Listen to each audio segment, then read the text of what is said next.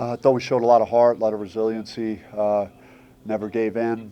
It didn't look good, I think, when they got up to 13, but we just kept fighting and were able to regain momentum in the game, with our pressure. And Gaffney was the point of that, really did a great job. Frankie had some steals too. Frankie's been playing at a high level, last couple of games. Just him and Phelps look like, two, big time guards. And we knew their guards were really good, Harris and Phelps. And they're a team it's an up and coming team. They got some good players. That was a good team. And so to get that victory, it's really good. He gave you a lot of problems defensively, especially down for a while in the game, but allowed 7 points for the last 11 minutes in the game. What was the adjustments that I mean, I think it was more our defense stepping up than anything. We were lost on defense for a significant amount of time. They had 61 points or so at, I want to say, around the 10-minute mark, which is a lot. Like, we've been giving up close to that number for a game. So we were not making multiple efforts. They were getting to the paint. We got to get healthy, man. We need Sean Phillips back. We got to get some good news on the waiver front. We need help. So again, there was nothing Sean could do. We just need more help in the paint, and that was pretty evident. I think it was like 20-2 at halftime in the paint.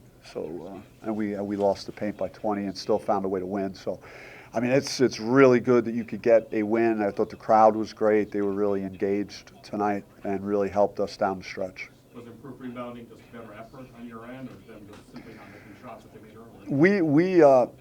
We set a bad tone like around the 12-minute mark of the first half. We had good control of the game, and then we stopped making multiple efforts, and they were sending 4 or 5 to the glass. So if we ever did come up with the ball, it was like we were ready to go in transition, and we knew that was going to be a key number, and we clearly outplayed them in the transition game throughout the game. And that's when we were able to get the rebound. There were a lot of opportunities for us. What was kind of that final kind of tick to you to kind of go, okay, now we're going to full court press? Well, I mean, we were at a point where there was no other choice, and the game was slipping away. And it's tough to commit to playing that pressure the entire game and play that way with such a limited amount of players that you're using, that you could completely trust in a game like this against a quality opponent that was playing pretty well. So we saved it until when we needed it the most. What makes that so imposing to deal with for opponents, you think? Well, nothing against, when we're in our diamond, there's nothing against the 2 wing guys, but when you have Gaffney on the ball and with his length, he's kicking the basketball out of bounds. I think by our numbers, he had 10 deflections in the game. So the inbounder doesn't even know if he could throw the ball in bounds. And then when you have Frankie Collins as the center fielder, and he's got really great instincts of shooting a passing lane, and those 2 guys are where it all starts, and they were both very good at it today again. When you get deeper, or you get something healthier, do you think that's something that you can utilize even more?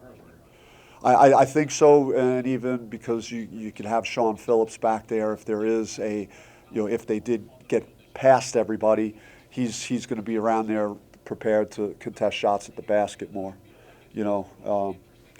so yeah, I would say so.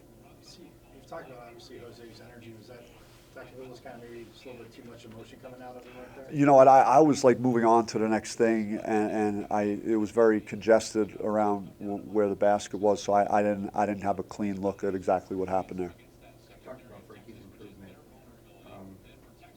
What were some of the things that you think enabled that in this last offseason and building that?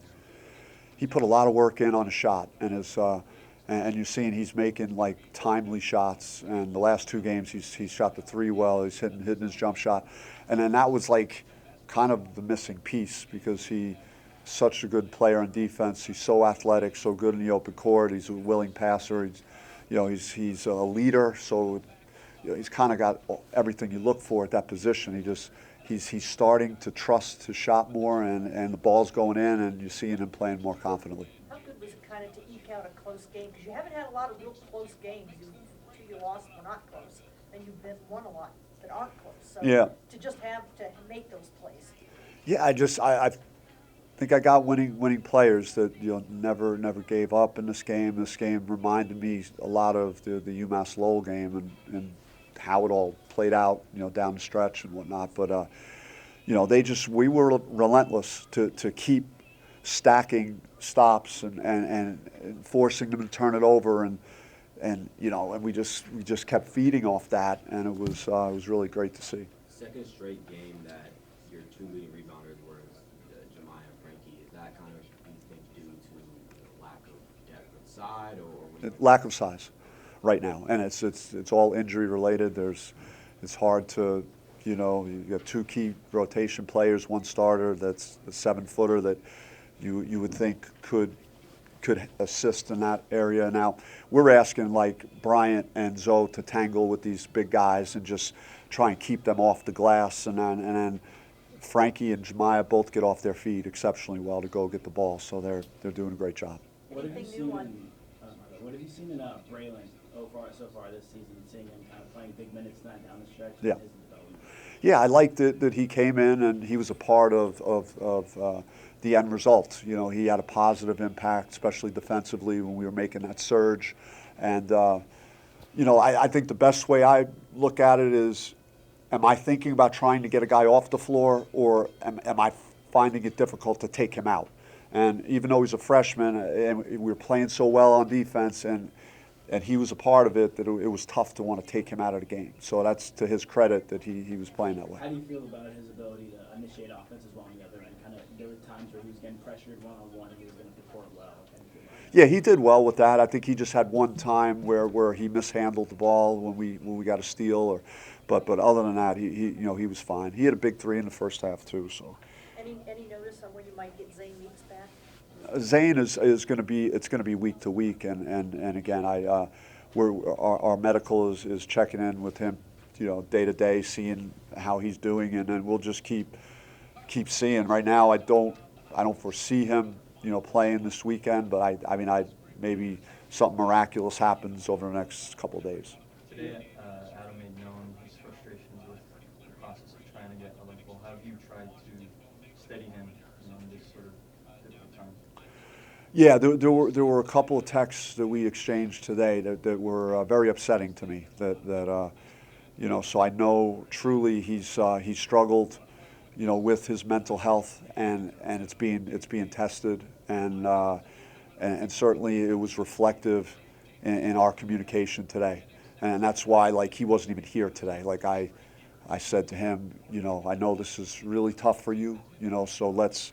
If you need to not be here today, then let's do that. That's in your best interest. That's all I care about.